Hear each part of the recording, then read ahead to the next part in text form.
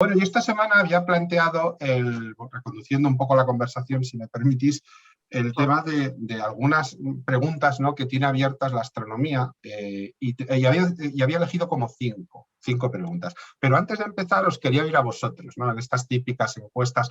Había preparado una Mentimeter, pero como vamos con mucho retraso, casi la vamos a hacer directamente por hablando, ¿vale? Yo os hago esta pregunta. O sea, la pregunta es un poco ¿qué pensáis que cuáles puedan ser las grandes preguntas que ahora mismo la astronomía tiene pendiente? A ver si coincidimos en alguna. O sea, el juego es decir, ¿coincidimos en alguna? Estoy seguro que en alguna vamos a coincidir, porque hay una muy evidente que probablemente vais a nombrar casi todos. Bueno, pues os invito a que respondáis. Pon un orden. ¿Estamos solos en el universo? Muy bien. Una muy obvia, estoy de acuerdo. Muy obvia. No, pero es una pregunta evidentemente y muy importante. Tiene mucho fondo esa pregunta, como hemos hablado de ella. ¿Qué más? ¿Alcanzar alguno de esos sitios remotos que hoy por hoy creemos que no?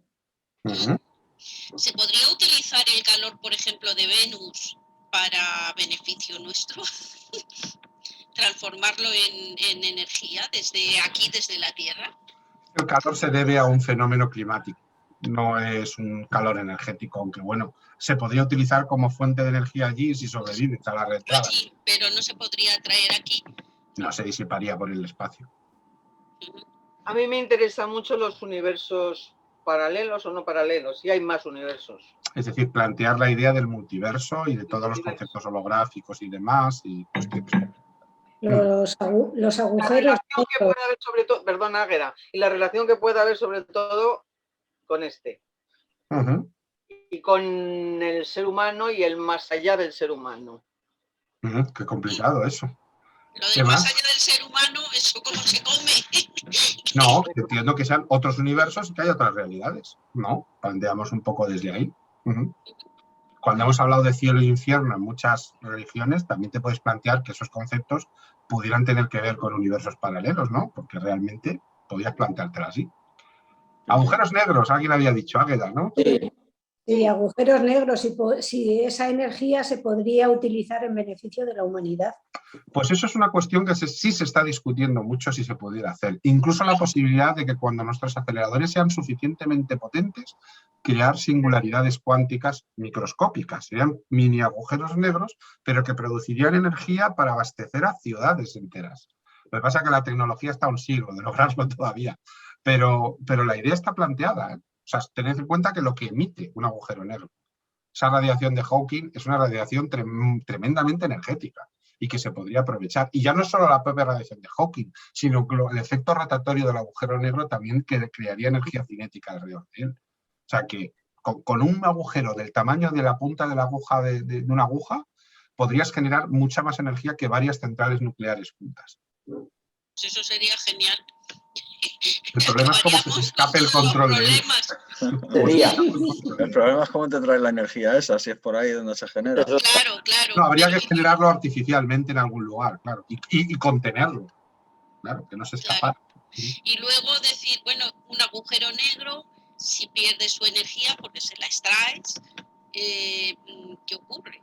Pues va perdiéndola poco a poco, pero lógicamente no va a durar mucho, no te preocupes. Tiene mucha energía. La función que está cumpliendo, aunque no la conozcamos a fondo, pues igual si deja de cumplirla, pues hay Nada, se desintegraría, desaparecería.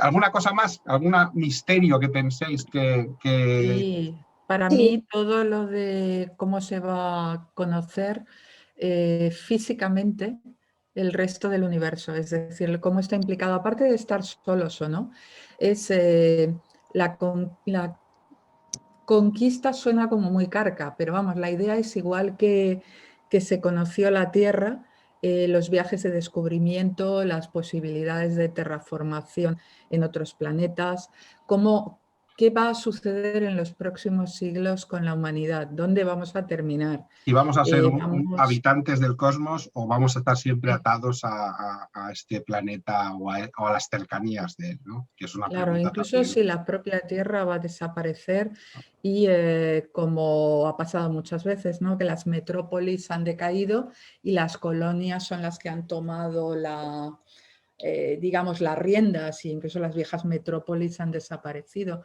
Es algo muy frecuente en la historia de la humanidad y ¿por qué no se va a poder repetir?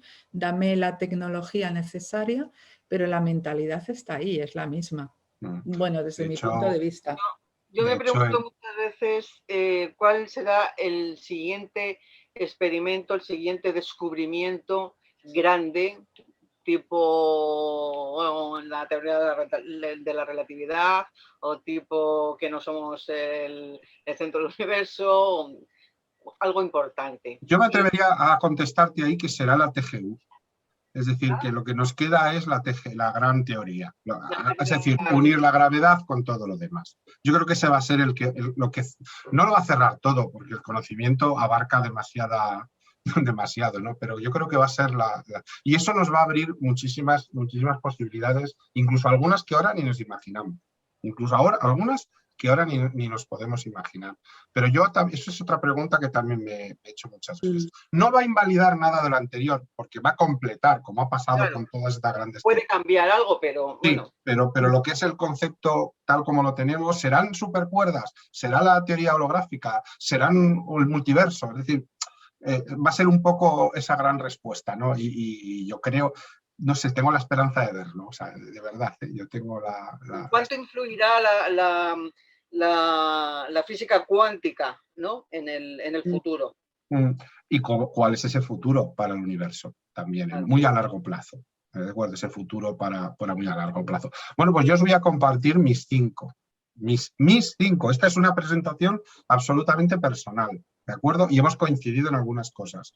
De hecho, prácticamente todo lo que habéis dicho está dentro de alguna parte de esas 5. ¿De acuerdo? Para mí son mis 5. No quiere decir que sean más importantes o menos importantes que las que habéis dicho, todo lo contrario. Algunos habéis sacado temas generales mucho más grandes que los que yo he escogido. Pero a mí son 5 cosas que me llaman poderosamente la atención, dentro de que la astronomía empieza a intentar responder o se está acercando, pero todavía no ha logrado responder del todo. Entonces voy a compartir pantalla, si os parece.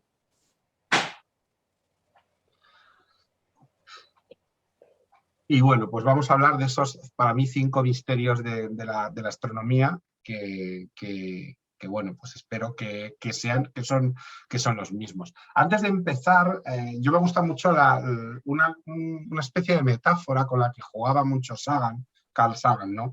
Él decía que el universo es como cuando estás en la playa, ¿no? Y miras al mar y ves ese mar enorme, inmenso delante tuyo y a la vez te gusta y quieres meterte, pero también por otro lado dices, jo, que le da un poco de miedo, ¿no? Y tal. Y que lo que buscamos cada generación en la humanidad es irnos metiendo cada vez más, perdiendo el miedo y atreviéndonos a cada vez a meternos. Pero no nos engañemos, no nos hemos mojado más allá de los tobillos todavía hoy en día, no hemos avanzado más que eso. Entonces, todavía estamos como un niño pequeño que juega saltando las olas ahí en la arena, no hemos dado mucho para más. Y bueno, hay muchísimas respuestas que no hemos llegado. Para mí, una de las primeras es el concepto de la energía oscura. O sea, para mí es la gran pregunta. Si os digo la verdad, para mí la número 1 es esta pregunta. ¿Por qué? Bueno, porque muchas cosas de las que habéis dicho están aquí contenidas. La propia existencia de nuestro universo se debe a este fenómeno que no entendemos completamente. La expansión del universo, ¿de acuerdo? Su futuro. La propia creación del universo está influida también por qué se generó toda esta enorme cantidad de energía y por qué esa cantidad de energía permanece más o menos inalterada, mientras que la materia se va reduciendo poco a poco, transformándose parcialmente en energía, etcétera, etcétera. Por eso al principio el universo no se expandía tan rápidamente, claro, porque había mucha materia. Cuando la materia se redujo, empezó a expandirse por efecto de la energía oscura. Fijaros en este gráfico, el color verde indica la cantidad de materia oscura que había al principio. Daos cuenta, materia y no energía.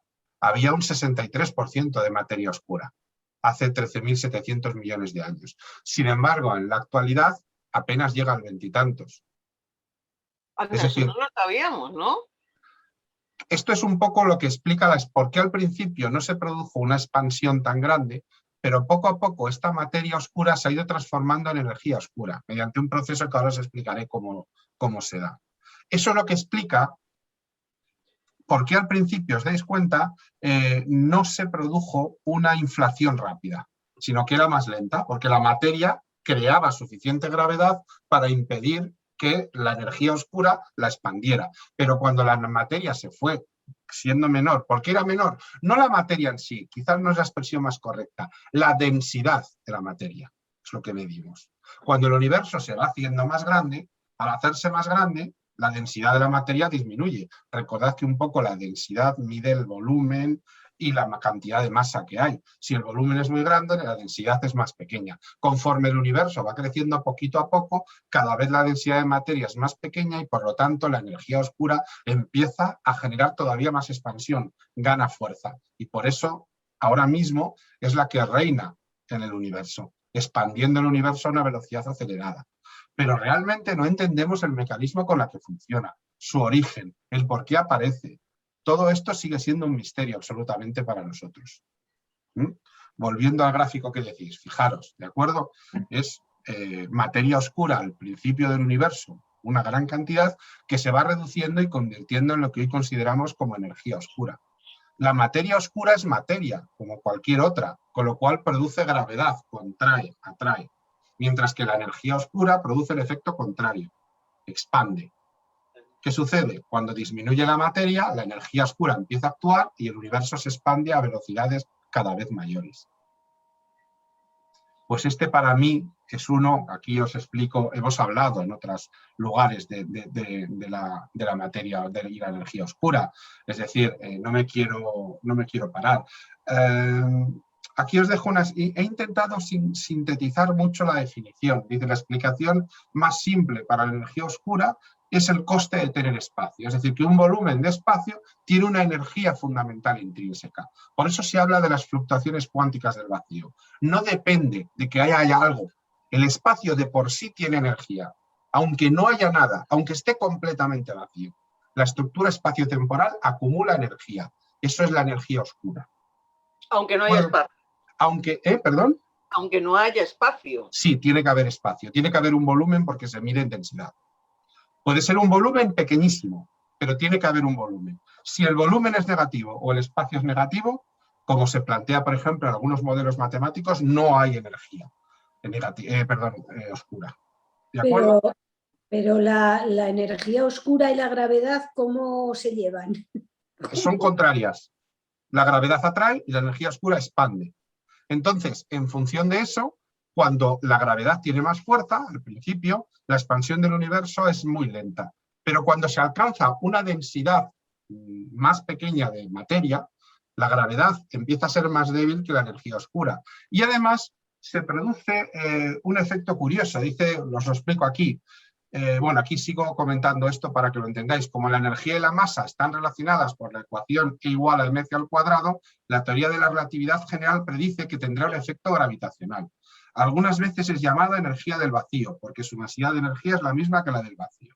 De hecho, muchas teorías de la física de partículas predicen fluctuaciones del vacío que darían al vacío exactamente este tipo de energía, la energía negativa. ¿Qué sucede? La interacción de materia oscura, lo que a Estrella le encanta llamar materia bariónica, que está muy bien nombrado porque efectivamente son bariones, es decir, que está bien usado, esa interacción va transformando poquito a poco en materia oscura y la materia normal en energía, una vez que pierde sus características como materia. Por ejemplo, cuando una estrella muere, toda la energía que suelta, los remanentes se deshacen, todo va desapareciendo, al final toda esa energía se acumula en el aspecto, cuando se produce el vacío y se ha borrado todo eso es energía negativa que se acumula al fondo de energía negativa del universo. Energía negativa, no, perdón, energía oscura, perdón. Y para mí es el gran misterio, es decir, ¿de dónde salió la energía oscura? ¿Cómo funciona? Y si realmente va a ser capaz de expandir el universo por toda la eternidad en un gran Big Rip, con posiblemente un Big Freeze, es decir, cuando toda la energía tradicional, no energía oscura, haya desaparecido, o si no va a tener la suficiente fuerza y el universo volverá a colapsar en un punto. Todo parece indicar lo primero. Todo parece indicar lo primero. Pero para mí es una pregunta que une el pasado del universo con el futuro. Es decir, cómo se origina el universo y cómo va a terminar el universo. Por eso a mí la energía oscura es un tema que me gusta especialmente. Me parece como muy curioso. Esta sería mi primera aportación.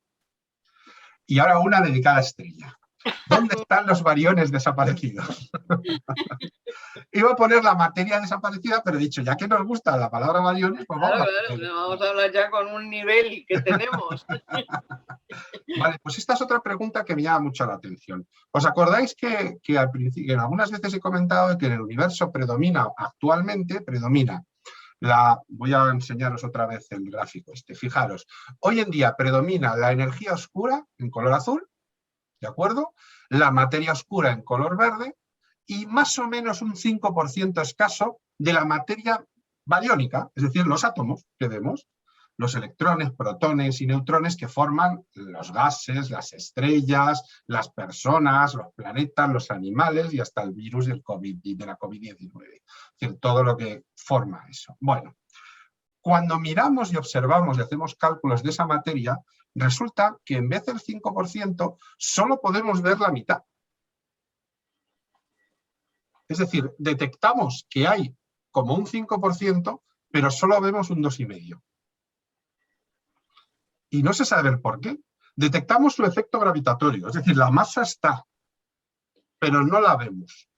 Y no la vemos no solo en óptico, no quiero decir con los ojos mirando en óptico. Cuando utilizamos radiotelescopios que mira en rayos X, gamma y demás, no detectamos tampoco esa masa.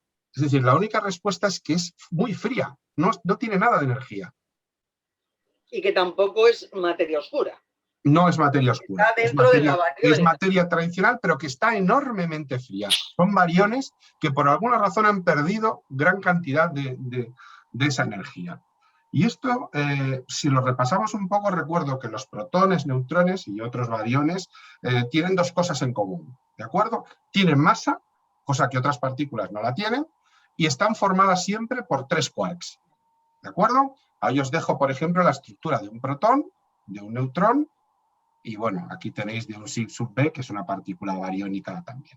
Luego aquí en el gráfico de detrás, ya sabéis, los hadrones se convierten en variones o mesones según la necesidad, o sea, según el tipo de partículas que tenemos.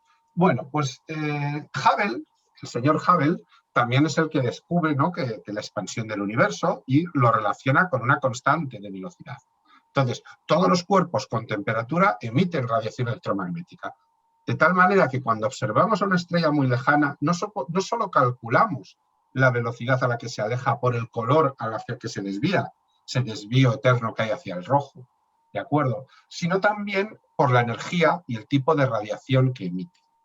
Pues hemos visto que ese 50% de radiación no es visible porque está muy fría. No emite radiación para la que podamos ver desde la Tierra. Hace un año, científicos del Instituto de Astrofísica de Canarias descubrieron los primeros indicios de dónde podría estar esa cantidad de materia. Esto estaba predicho por la teoría inflacionaria, y era que es gas ionizado que se encuentra entre los cúmulos de galaxias. Pero es un gas tan levemente ionizado que apenas lo podemos ver. Nuestros detectores funcionan sobre el umbral de esa detección, que estaría cercana a esa famosa radiación del fondo de microondas. Con lo cual, cuando miramos en la imagen del fondo de microondas, que lo vemos tan irregular, se debe seguramente a la presencia de ese 2,5% de masa que no hemos detectado todavía, pero que detectamos la influencia gravitatoria que tiene. Fijaros, este es un descubrimiento, si se confirma, realizado por españoles en España, del cual no se le ha dado ninguna publicidad. Es cierto que todavía no ha podido ser contrastado, pero si se descubre que es así, podríamos tener la respuesta a esta pregunta que a los astrofísicos les lleva preocupando durante los últimos 25 años muchísimo, que es que no vemos toda la materia que detectamos por gravedad. Solo vemos la mitad. ¿Y a partir de cuántos grados se supone que ya no se detecta? El mínimo sería justo los 3 grados Kelvin de la radiación de fondo, porque por debajo de ahí la radiación de fondo la taparía. Sería como intentar mirar una llama por detrás de una hoguera. Claro, entonces la hoguera nos da más energía y no veríamos la otra llama. Entonces el mínimo debe ser la temperatura a la que se encuentra esta cantidad de masa debe estar como mucho 1 grado por encima de los 3 grados Kelvin, o sea, de 4 grados por encima del 0 Kelvin. Nuestros medidores están muy en el límite, confunden probablemente esa radiación con la radiación de fondo de microondas del Big Bang. Es decir, hasta que no tengamos unos medidores suficientemente potentes y que sean mucho más sensibles, son los aparatos que se llaman colimadores, que son muy complicados de fabricar. Posiblemente nunca responderemos a esta pregunta. Pero hay un paso dado a una respuesta que encima está dado por científicos españoles y en España.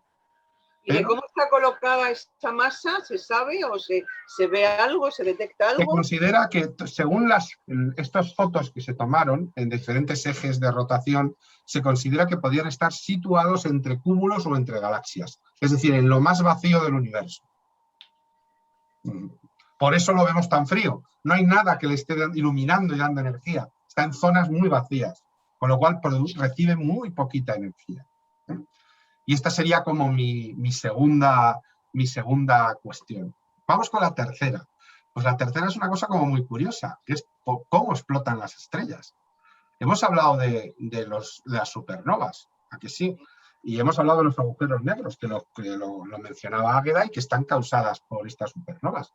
Pero resulta que el proceso como tal de la explosión de la supernova no lo entendemos. Todavía no entendemos cuál es el mecanismo. Entendemos el previo, porque Chandrasekhar y Reeves y Friedrich, muchos lo explicaron, Zwicky también lo explicó. Entendemos el posterior, pero el momento exacto en que la estrella explota sigue siendo un misterio para nosotros. ¿De acuerdo? Ya sabéis que el término supernova fue acuñado por Walter Blade y Fritz Zwicky en 1931, o sea que es una cosa bastante antigua.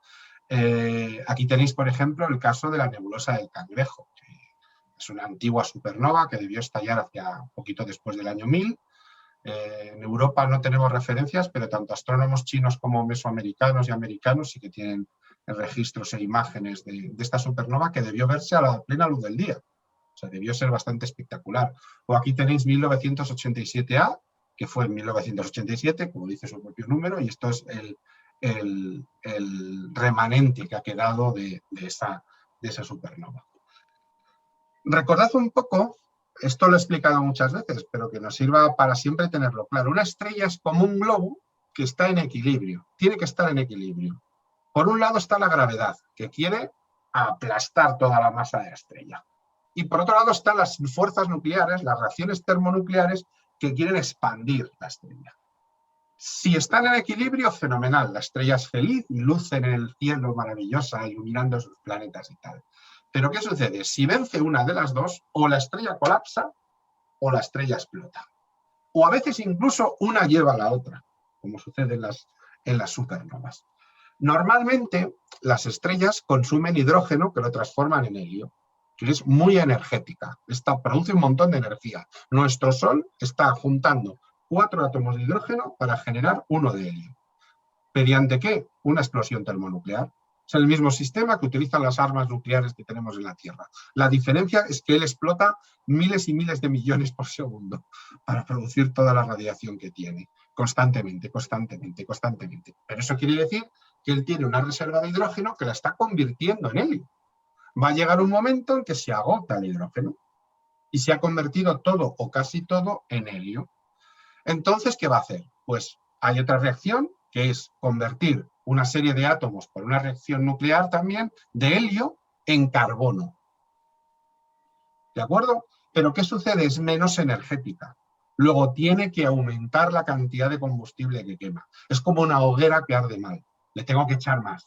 ¿Qué va a suceder? Que se va a gastar el helio mucho más rápido. Cuando gaste el helio y lo haya transformado en carbono, va a empezar a quemar carbono y lo va a convertir en oxígeno. Le va a suceder lo mismo. Luego el oxígeno a magnesio, del magnesio al silicio. Y finalmente el silicio se convertirá en hierro. pero el hierro no se puede convertir en ninguna cosa porque su última capa de valencia es estable, con lo cual no lo puedo convertir en nada. En ese momento la estrella se queda sin combustible. ¿Y qué sucede? Pues cuando es una estrella como la nuestra, pues bueno, no es nada espectacular, eyecta porque se comprime, claro, y entonces las capas exteriores quedan sueltas, se produce una pequeña explosión llamada nova, en la que más que una explosión es que expulsa sus capas más exteriores y termina siendo una enana blanca, que son los remanentes de la estrella, después de destruir gran parte de su sistema solar, por supuesto.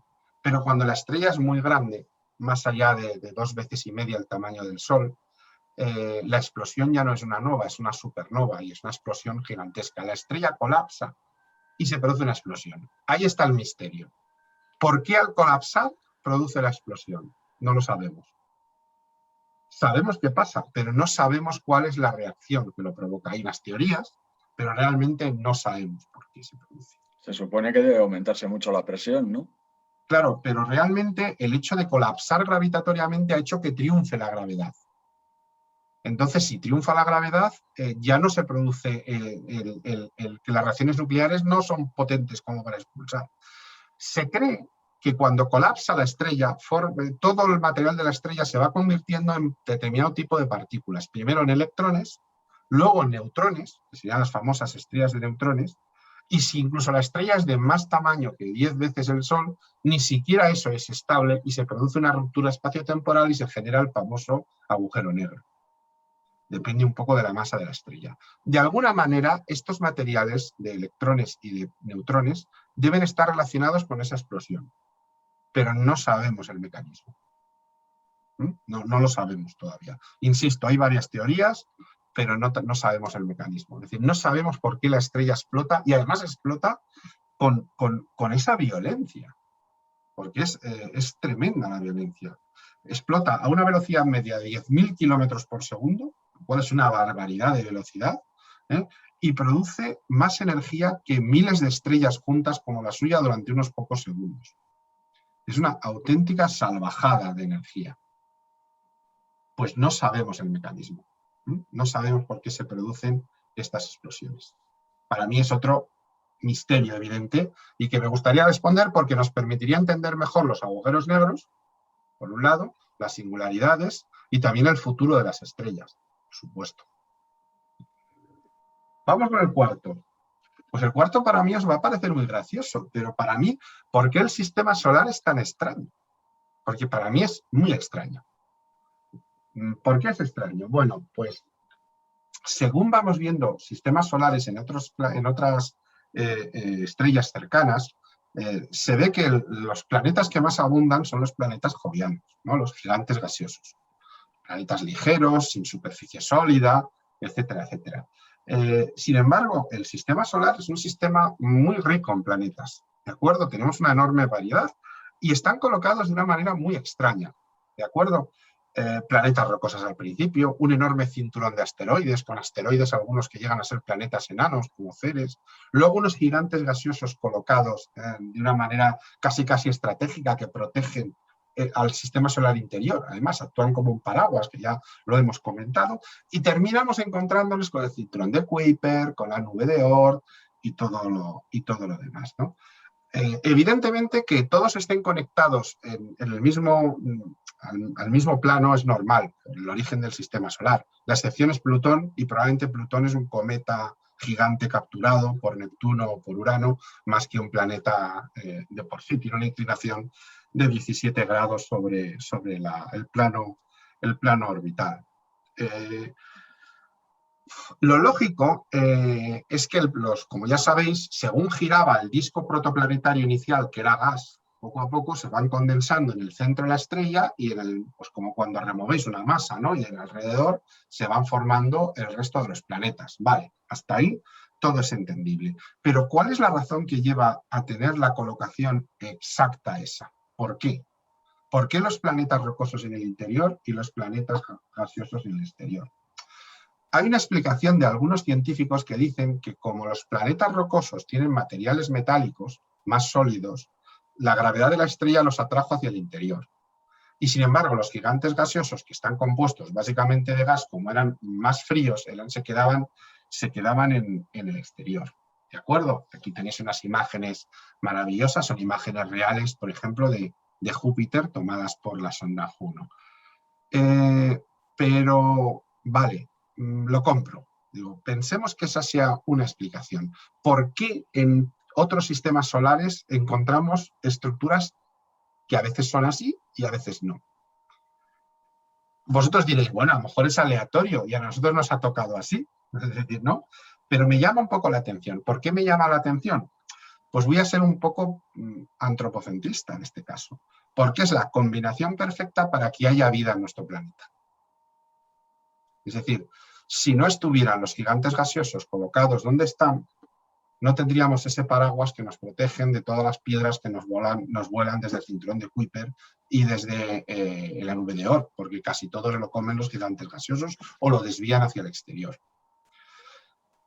Pero es muy curioso, o sea, a mí me resulta muy curioso.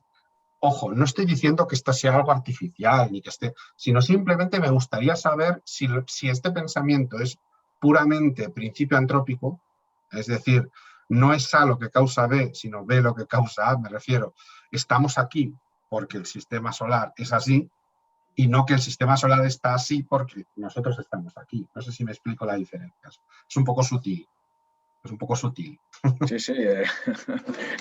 El hecho de que sea así el sistema hace que Santiago se esté preguntando ahora eso. Bueno, exacto. Me llama poderosamente la atención que tú te hagas esa pregunta. ¿Por qué? Pues porque daba por hecho que por supuesto, nosotros somos una consecuencia de que el sistema solar esté así. No, sí, yo como espíritu más bien científico es lo que pienso, pero me llama mucho la atención y pienso, porque esto puede ser muy importante, porque para buscar planetas habitados, entonces a lo mejor debemos utilizar el sistema de tener siempre como primera opción mirar sistemas solares cuyos gigantes gaseosos estén colocados en las órbitas exteriores, porque van a proteger a los planetas rocosos del interior. O sea, puede ser un sesgo bueno en este caso, para poder mirar, o un sistema para poder buscar.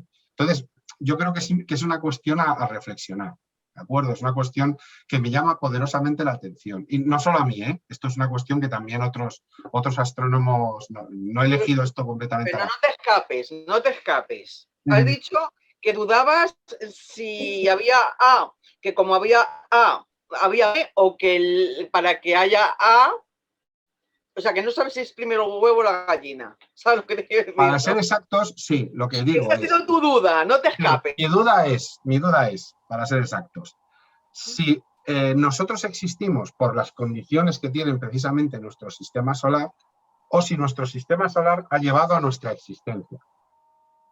No estoy diciendo que sea artificial, ojo, que es distinto, ¿de acuerdo? Son dos formas de ver la evolución totalmente distintas.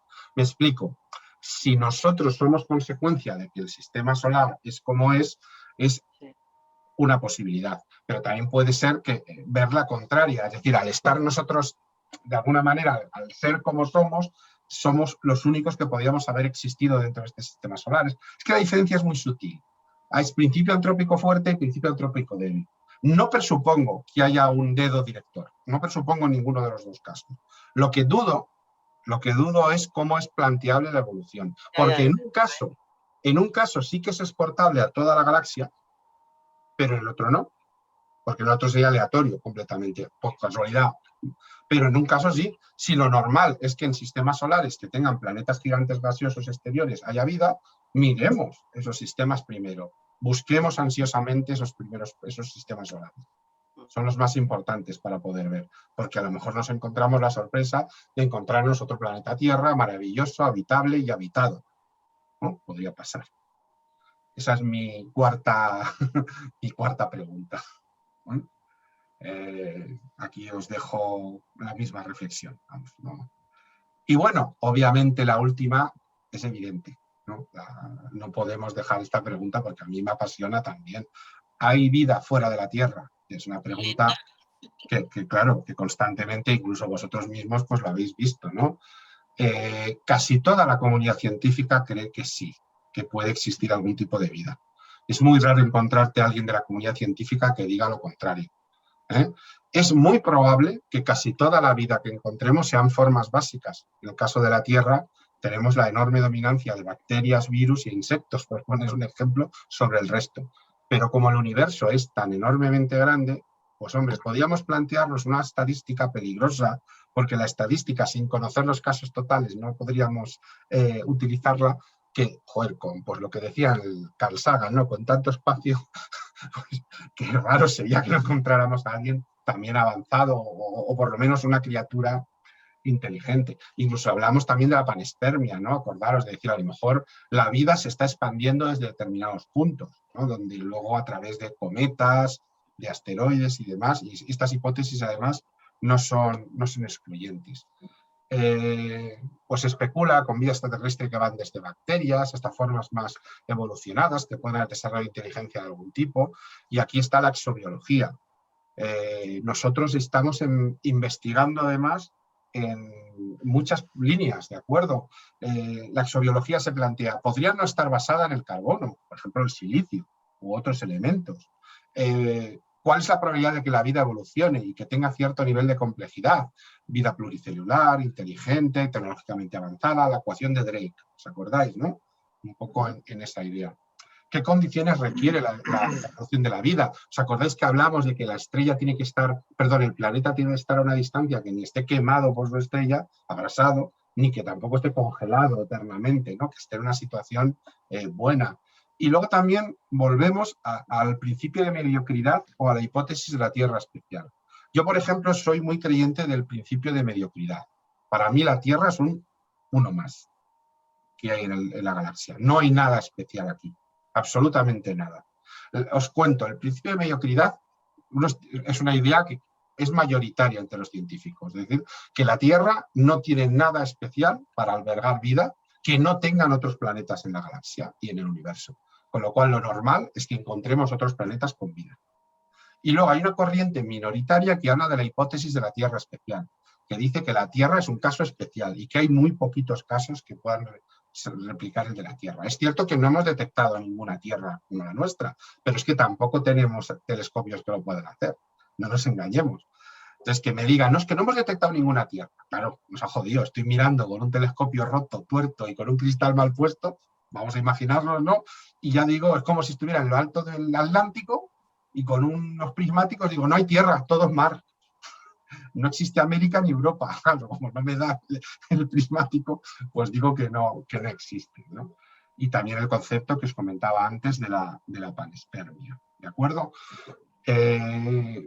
No sé, es cierto, y esto también es importante, que el gran problema que tiene para buscar vida extraterrestre es que nos podemos basar solo en tres ideas. La búsqueda directa, enviar una nave espacial, y eso solo lo podemos hacer en planetas de nuestro sistema solar o lunas. La detección indirecta, observación con telescopios, y la escucha de señales artificiales, que esto es muy importante para la búsqueda de vida inteligente. De hecho, y esto Sagan y otros autores ya nos lo prevén que sería así, es como muy probablemente un día podamos contactar con alguien, si es que hay alguien, a través de las señales que emiten y que emitimos nosotros, ya que el espectro electromagnético es el que hay. Y da igual qué tipo de civilización seas, necesitas el espectro electromagnético para poder comunicarte. Con lo cual, para mí la escucha de las señales es fundamental. Y hoy en día escuchamos solo el 1% del espacio, que digamos, solo el 1%. Eso es como encender la radio y pensar que a la primera vamos a tener los 40 principales puestos. Que realmente escuchar más allá, a lo mejor hay señales que no han llegado todavía. Bien, pues sí, claro, si están lejísimos. Llevamos 60 años realmente escuchando, 60 años, con lo cual hemos escuchado un arco nosotros de 60 años luz. El universo tiene 13.000 millones de años luz, vamos a imaginarlo, las estrellas más lejanas. Joder, es que eso es nada, es que eso no es nada de lo que hemos escuchado, no es nada. Con lo cual, no podemos sacar conclusiones habiendo escuchado a los repetinos de al lado, solo si tienen, que a lo mejor son casas que están vacías, y pensar que Madrid está deshabitado. Por ello, vuelvo a poner el ejemplo. Entonces, afirmar que no hay vida cuando estamos solo mirando alrededor nuestro y muy cerquita, a mí me parece un error. Es cierto, insisto, que el 90% de los científicos creen en que existe vida, por supuesto. Y yo creo con ellos que es así. Pero basado en probabilidades, entiendo. Claro, el problema está en que jugamos con unas probabilidades que son irreales porque no conocemos los casos totales. Las probabilidades son siempre casos posibles entre casos totales. Por ejemplo, la probabilidad de que yo te acierte sacando un 6 de un dado es un sexto. Un caso posible, o un caso favorable entre 6 posibles. Pero ¿cuáles son los casos posibles que hay en el universo? Si ni siquiera sabemos cuántos tipos de planetas hay. Sí, pero ya con los que suponemos que hay, ya... Ya probabilísticamente, con los 10 tipos que vemos generalizados, ya nos dan que solo en nuestra galaxia debería haber millones de planetas con vida. Millones. Y, hombre, entre millones de planetas, malo sería que alguno no tuviera vida inteligente. Que el único que conocemos, que es el nuestro, la ha desarrollado. Por lo menos en 2 especies muy claras. La nuestra y los delfines. O los cetáceos en general. Lo cual es evidente. Pues ahí está. Ahora, que de ahí, y esta es la parte que yo critico, nos metamos en criterios que no se basan en epistemología científica, eso ya no lo puedo creer, porque necesito pruebas para ello. Por eso yo, por ejemplo, no creo en los ovnis. No lo creo, porque son infalsables todo lo que me cuentan. Es decir, para mí es pseudociencia. Ese es el problema. Si me pides que tenga fe en algo sin una creencia directa, es donde me patina. Digo, si me das una prueba evidente de que esto pueda haber pasado y una prueba que sobreviva a la falsabilidad y también a la navaja de Ockham, pues entonces podemos empezar a creérnoslo. Pero yo por eso, ya sé que Estrella no estará de acuerdo conmigo. Bueno, lo de la navaja de Ockham no lo veo aquí por ninguna parte. Lo que no es falsable, vale, pero la navaja de Ockham, ¿por qué no es la teoría, por qué no es la más directa? Pues una sencilla razón. El otro día comentaban el cruce del Mar Rojo, ¿no? Y tú proponías una solución. Resulta que tenemos 10 soluciones que se basan en el clima, en situaciones pues, que incluso hoy en día se producen y dices, hombre, eso es la navaja de Ockham del libro. Porque lo que tú me pides es algo que nunca hemos visto y que es un acto de fe. Cuando hay un acto de fe, la navaja de Ockham no sobrevive a la navaja de Ockham, porque depende de lo que tú creas. Que es muy respetable y que además no digo que sea falso, no me atrevo a decir eso. Yo con Manuel, hablaba mucho de este tema y él siempre decía, es que tú eres un escéptico respetuoso. Él siempre me llamaba el escéptico respetuoso, ¿no? Porque eres escéptico, pero escuchas a la gente. Digo, sí, ¿por qué no? Porque yo no puedo decir que sea falso, pero yo no tengo que demostrar la falsabilidad, es al contrario, hay que demostrar la realidad. Entonces, ojalá un día veamos un ovni aterrizar en el edificio de las Naciones Unidas y que nos saluden y que nos digan, porque en contra de lo que creen algunos, yo soy de los que piensa que si hay civilizaciones más avanzadas que la nuestra son benévolas, porque si no, no hubieran sobrevivido, a su propia evolución, y que además sería beneficioso para la humanidad el contacto. Ese mito que tenemos de, por ejemplo, que a los mayas cuando llegaron los españoles los destruyeron, bueno, y ver también qué iban a hacer y qué situación tecnológica y cultural tenían. No es comparable. Tampoco. No es comparable. No es comparable. Pero hoy por hoy yo no creo. O sea, no creo. I don't believe. A mí lo que más miedo me da es pensar, pero también es lo que más me gusta pensar, es que no tenemos ni idea, es que las posibilidades son tan amplias, tan grandes, que no podemos ni siquiera imaginar. Por eso es muy importante que nos centremos en lo que sí sabemos. Entonces, igual que no tienen por qué tener la misma morfología que nosotros, pues también pueden tener otro tipo de inteligencias que no tengan nada que ver con nosotros. Claro. Evidentemente, pero para comunicarte necesitas un espectro que es único en el universo, no hay otros. Entonces, por eso es tan importante el espectro electromagnético, por eso hay que seguir escuchando y tener más oídos en el espacio. En el espacio hablo, instalar oídos en el espacio, porque es lo que nos va a permitir oírles, mejor dicho. Porque probablemente a lo mejor no podamos verles, no podamos entenderles, pero sí vamos a escucharles, si existen. Ojo, no sé si existen o no. El espectro es el que hay y no hay otro. Y todos nos comunicaremos en ese espectro. Luego, dentro de ese espectro, cada uno tendremos un idioma y una forma de hacerlo. A lo mejor una inteligencia de colmena, que no tiene nada que ver con la nuestra, en la que no hay individualidades, por poner ejemplos, o mil historias. Pero la comunicación es la que va a haber. Porque una civilización tecnológica avanzada necesita del espectro electromagnético. Además, llevándolo un poquito más, incluso si fueran tremendamente avanzados y hubieran trascendido, por ejemplo, a ser máquinas prácticamente, cosas por el estilo, escucharíamos la fase previa, la evolución que han tenido, porque habrán tenido una evolución también. Que no tiene por qué ser la misma que nosotros. La tecnológica no tiene que ser la misma, pero el espectro es el que hay, no hay otro. Necesitarán, para viajar por el espacio, van a necesitar que emitir radiación electromagnética. Sus naves utilizarán combustible y emitirán radiación. Porque aunque ahora tengan otra cosa que hayan descubierto, lo que utilizaron previamente, nadie, es como plantearte, porque una de las cosas que me hace mucha gracia en esto es que plantean civilizaciones que desde el principio son avanzadas. Cosa que, evidentemente, el universo no es así. Y además ni siquiera tenemos una antigüedad muy grande. Las diferencias no van a ser, bueno, van a ser muy grandes, pero no tienen por qué ser tan abismales. Pero esa civilización habrá pasado por varios grados. Es como si alguien mira nuestra civilización hace 300 años. Vería una cosa, pasan 300 años y ve otra y dice, ahí va, Dios, estos, vaya cambio que han dado. O sea, como han pasado de ir en barcos de vela y de estar 4 gatos en cada sitio y tienen naves espaciales viajando por medio sistema solar, ¿no? Y emitiendo energía y radiación electromagnética a tutiplén. Y encima verán Telecinco, que es lo peor de todo. O sea, que eso podría ser fatal. Que eso igual implica que nos destruyan. Eso sí que ya se es destruida. Todo esto con nuestra forma de ver todo, nuestra inteligencia. Pero es que a lo mejor son cosas que no tienen absolutamente nada que ver. Pero no tiene nada que ver con la radiación. Eso será así. Estrella, eso no hay otra opción. No entenderemos nada, pero veremos, es radiación artificial. Y es más, si es una civilización inteligente y tan avanzada como hagan, se van a hacer oír. Se van a hacer oír. Van a querer contactar, van a querer desarrollar, van a querer comunicarse. Porque las civilizaciones que sobreviven son así. Entonces van a hacer todo lo posible. Es más, yo estoy muy convencido que será un mensaje tal y como nos lo propone Sagan o alguno de estos en las diferentes versiones. Códigos que no se producen en la naturaleza, números primos, factores sacados de... Es decir, cosas que todas las civilizaciones compartiremos, porque las matemáticas son las que son.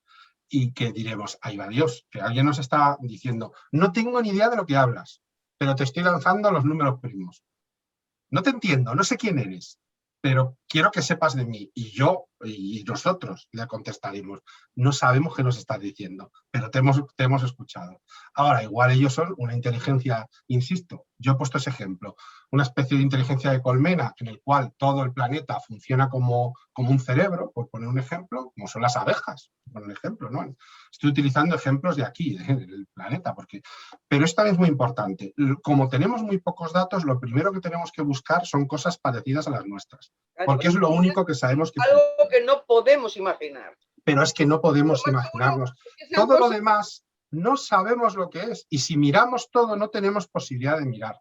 Eso que tú, el utilizar un sesgo de... Es que como, entonces no miremos nada, no miramos nada. No. Entonces, ¿cuál es la mejor opción? Pero que lo más probable es algo que no tenemos ni idea, que por más que nos devanemos los sesos, no vamos a averiguar. Nadie se devana los sesos. Es decir, hemos encontrado la manera de hacerlo, que es la radiación electromagnética. Es lo que tenemos que buscar. Es más, también te digo una cosa, lo más probable es que lo primero que encontremos no sea vida inteligente, sino que encontremos planetas en los que haya vida, vegetales, animales o bacterias, nada más. Eso será lo primero que encontremos.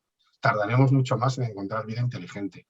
No va a ser como en la película de Azastra, una de estas que de repente te digan, no, estamos solos en el universo. Ya me imagino. Pero el caso es lo que hay. Digo, nos podemos imaginar lo que quieras, entonces lo mejor es no imaginarse nada. Como no lo vamos a saber, vamos a buscar las cosas que seguro que van a tener. Radiación electromagnética, vamos a buscar planetas que tengan posibilidades de ser habitados, es decir, que estén en la distancia de la estrella que no estén fritos ni que estén congelados.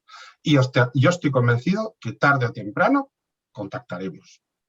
Tarde o temprano, y que será una relación, a lo mejor al principio a distancia, de comunicados cada 30 años. ¿Qué tal? Porque nos entenderemos, porque estaremos tan avanzados los dos, o uno de ellos, para que podamos entendernos.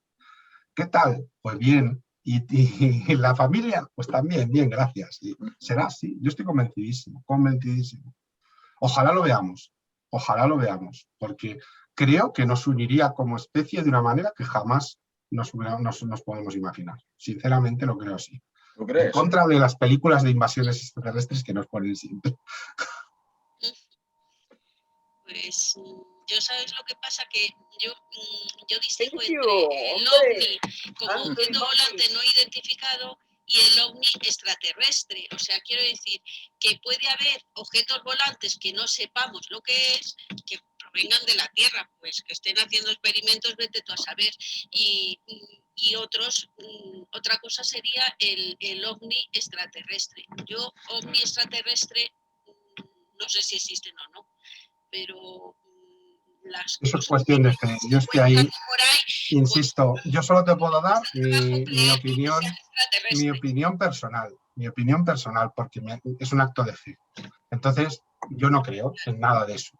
Ahora, evidentemente, escucho a la gente, me gusta que me cuenten lo que ellos consideran, y si me preguntan, ¿crees en que haya vida en otros planetas? Creo que hay vida en otros planetas y creo que hay vida inteligente, sí, lo creo. Yo lo que pasa que dudo, que yo pienso que la vida se adapta a temperaturas, a... Está claro, solo hay que ver nuestro planeta, que hay vida desde los desiertos hasta los... Claro, en nuestros planetas, pues la forma de adaptarse, pues posiblemente ha dado una forma externa a la vida que allí haya, que a lo mejor nosotros no sabemos. Sí, pero por eso, Beatriz, te digo lo mismo que Estrella, es mejor no centrarte en eso, porque no sabemos cómo será. Es mejor centrarte en lo que seguro que va a ser, que lo que podría ser, que pueden ser infinitas cosas. Y que seguramente lo que comentaba antes, que comentaba antes Estrella, que lo que sea, será cualquier cosa que no nos hemos imaginado, porque siempre pasa. Pulpos hablando y con toga. Si te lo imaginas, seguro que no es. No, pero es que además encima lo tendremos que ver con los ojitos que tenemos, porque claro. Puede que tengan una apariencia que imitan una... Imagínate unos seres cuya pigmentación sea en infrarrojo y que solo los veamos cuando estén iluminados por luz de algún tipo. Claro, que nuestros ojos no sean capaces de verlo. O que eso... Claro, sí que es verdad con el oído que tenemos. Que la pigmentación respondería ante las sombras y al final los percibiríamos, pero inicialmente nos costaría, habría que fijarse mucho para verlo. La prueba lo tenéis con algunos animales que lo bordan, esa idea, y cómo se camuflan en la tierra. Pues imagínate, ¿no? Que os da las gracias Aníbal. Tiene hambre. Dice que no le hagáis preguntas porque uno del censo le hizo preguntas y se comió su hígado con un buen Chianti. Es genial, Santiago. Este es un tipo muy interesante para estudiar, ¿eh? Este tiene lo suyo, ¿eh? A mí me encanta, ¿eh? Este hombre... No, pero hay que estudiarle desde pequeñito. No, ahora busca y ni siquiera ha ido, se ha quedado durmiendo en la cama el tío. O sea que... Es muy grande, es muy grande. Santiago, perdonad, nosotros nos tenemos que ir. No, bueno, vamos todos, que tiene que Santiago ir al parque. Venga, hasta la semana que viene, el fin de semana. Que lo paséis bien. Venga, bueno, adiós. Que tengáis muy buena semana. Perdona a ti, Beatriz, que ni siquiera te hemos preguntado qué tal tu brazo. Es verdad. Tu brazo, ¿qué tal? Pues no os veo, pero no sé si me oís. Pues, sí, te oímos. Pues aún está un poquitín hinchado, pero va bajando. O sea que con el antibiótico, pues al final debe ser que tenía una infección. Que es dice, ¿cómo me ha entrado una infección en un brazo si no tengo herida? Pues no lo sé. Pero con el antibiótico me ha ido bajando. Además en el brazo de la vacuna, ¿no? Y me dijeron que si me sentía mal en unos días que me fuera inmediatamente para allá, pero no me siento mal. O sea que bueno, se me terminará quitando. Y si no, pues mira, ¿qué le vamos a hacer? Pues un brazo raro. Bueno, os invito a que os hagáis vuestras propias listas de misterios y las compartáis.